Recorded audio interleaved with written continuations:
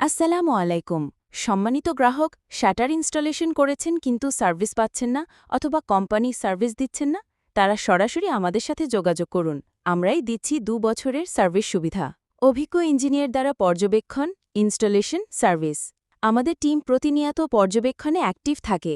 যোগাযোগ smart automatic door solution 01738273428, Dhaka Keraniganj Chonkutia highway road flyover সংলগ্ন। ধন্যবাদ।